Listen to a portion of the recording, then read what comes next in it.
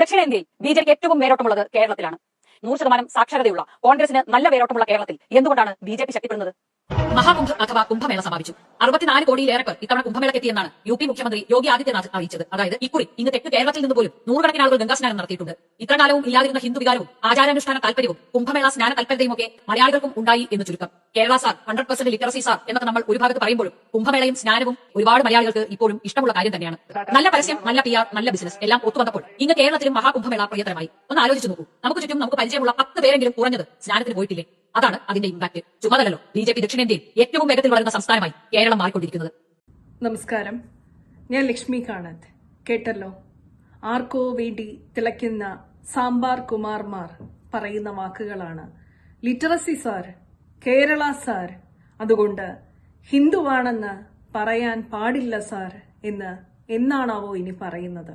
ആർക്കോ വേണ്ടി തിളയ്ക്കുന്ന ഇത്തരം സാമ്പാർ കുമാർമാർ അറിയണം, 1000-ൽ പരം വർഷങ്ങൾക്ക് മുമ്പ് കേരളത്തിലെ കാലടി എന്ന സ്ഥലത്തു നിന്ന് കാൽനടയായി കേദാർനാഥിൽ വരെ എത്തി ആദി ശങ്കരാചാര്യ തൃപ്പാദങ്ങൾ ഭാരതത്തിന്റെ ഐക്യവും അഖണ്ഡതയും വീണ്ടെടുക്കാൻ ഈ സനാതനധർമ്മത്തിൽ എന്തെല്ലാം പരിഷ്കാരങ്ങൾ നടത്തിയെന്ന്, അന്ന് അദ്ദേഹം വീണ്ടെടുത്ത പൈതൃകവും സംസ്കാരവും തീർത്ഥാടനങ്ങളായിട്ട് ഇന്നും ഭാരതത്തിലെങ്ങും ഭാരതീയർ തുടരുന്നുണ്ട്.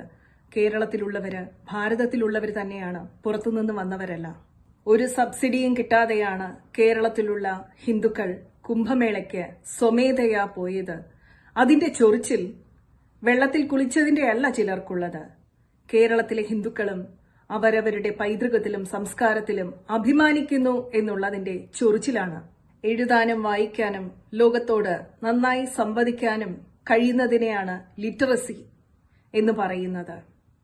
അല്ലാതെ അറിവ് നേടി എന്നുള്ളത് അതിൽ പെടുന്നില്ല.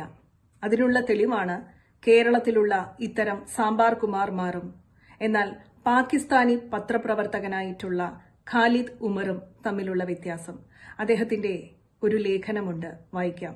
മഹാകുംഭമേളയെപ്പറ്റി പാകിസ്ഥാനി പത്രപ്രവർത്തകനും അഭിഭാഷകനുമായിട്ടുള്ള ഖാലിദ് ഉമർ എഴുതുന്നു: ഭൂമിയിലെ മനുഷ്യരാശിയുടെ ഏറ്റവും വലിയ ആത്മീയ ഒത്തുചേരലിനെ നെഗറ്റീവ് മാത്രം കണ്ട് പരിഹസിക്കുന്ന മനോരോഗികൾ വായിക്കാൻ. ഖാലിദ് പറയുന്നു, ലോകത്തൊരിടത്തും ഇതുപോലെ ഒരു ഒത്തുചേരലില്ല. ഇവിടെ ഹിംസയോ മൃഗബലിയോ നടക്കുന്നില്ല, രക്തച്ചൊരിച്ചിലില്ല, ഏകരൂപങ്ങളില്ല, രാഷ്ട്രീയമില്ല, ആരെയും മതം മാറ്റുന്നില്ല, അക്രമമില്ല, അവാന്തര വിഭാഗങ്ങളില്ല, വേർതിരിവുകളില്ല, കച്ചവടമോ വ്യവഹാരങ്ങളോ ഇല്ല. ഭൂമിയിലെ മനുഷ്യരാശിയിലെ ഏറ്റവും വലിയ ആത്മീയ ഒത്തുചേരലാണിത്. മനുഷ്യനും പ്രപഞ്ചവും ഇവിടെ ഒന്നാകുന്നു. കാൽച്ചുവട്ടിലെ സസ്യ ജന്തുജാലങ്ങൾ മുതൽ ക്ഷീരപഥത്തിലെ നക്ഷത്രങ്ങൾ വരെ ഏകതയുടെ സ്വരൂപമായി മാറുന്നു. എന്തൊരത്ഭുതമാണിത്! വിവരണാതീതം, ഭൂമിയിൽ മറ്റൊരിടത്തും കാണാൻ സാധിക്കാത്തത്.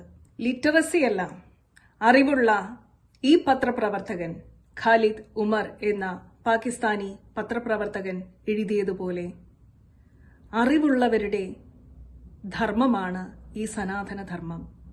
ഈ പറയുന്ന വ്യക്തി, കുംഭമേളയെ അപമാനിച്ച വ്യക്തിയുടെ പേരിലുള്ള സിന്ധു എന്നത് ഭാരതത്തിലെ ഏറ്റവും പ്രശസ്തമായ ഒരു നദിയായിരുന്നു. അതിനടുത്ത് ഒരു നദീതട സംസ്കാരവും ഉണ്ടായിരുന്നു. അങ്ങനെ എല്ലാ നദികളെയും, ക്ഷീരപഥത്തിലെ നക്ഷത്രങ്ങളെയും മനുഷ്യരെയും സകല സൃഷ്ടികളെയും പ്രപഞ്ചത്തെയും എല്ലാം ഒന്നായി കണ്ട്, ഒരേ ഊർജമായി കണ്ട്, ഒരേ ആത്മാവായി കണ്ട് ആരാധിക്കുന്ന ഈ ധർമ്മത്തെ അറിവുള്ളവര് ആരാധിക്കും, അതില്ലാത്തവര് ഇങ്ങനെ നിന്ദിക്കും.